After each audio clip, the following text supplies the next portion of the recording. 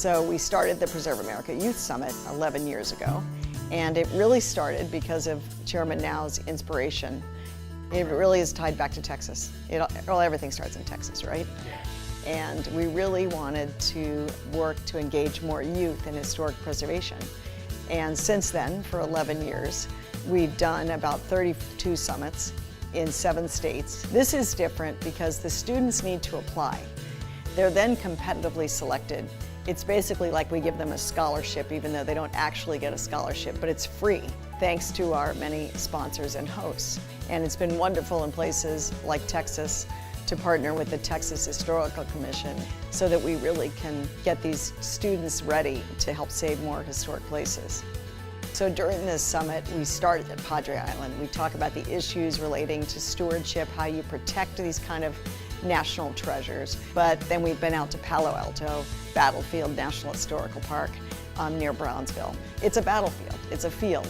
Like, how do you make a story come alive of a place that's a field?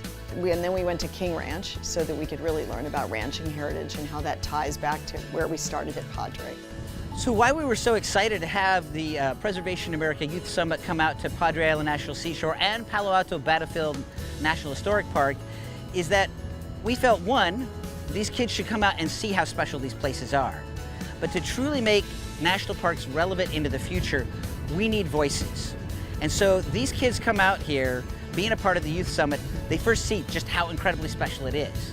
But the Youth Summit itself kind of helps nurture kids to actually be those voices.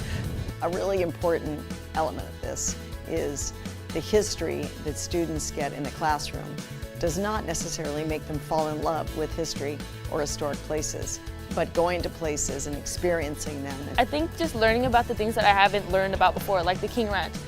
It is extremely big, and I think that's really cool. And like the Palo Alto, I've been there before many times, but today we kind of dug deeper into the history.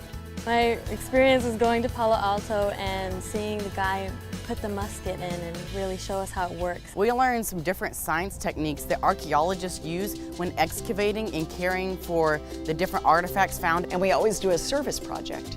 We do a service project, and often the students say that was their most fun thing that we did during the summit. Not a time to go play Frisbee, but when they were actually doing something to help an important historic place.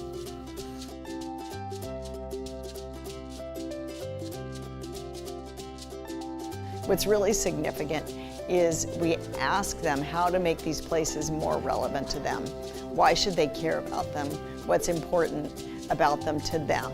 And then also, how can we reach their age group? If national parks and historic places could post more interesting pictures, we could totally captivate the public. And we need more interpreters because it is a different type of learning. It opens our minds, our brains up to more learning. Have the map like Pokemon Go, and you drive by historic places and they'll pop up. Maybe an advocacy group to advocate for other teams, not to our representatives.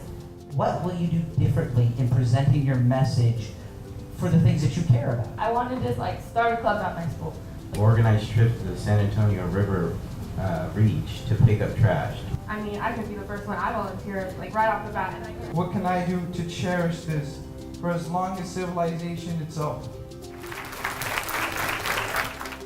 What we really want is that they become the stewards of our history and for the next generation, and that they come back after the summit to the same place and volunteer, or that they tell their family to visit it, and that they understand what it takes to save these places.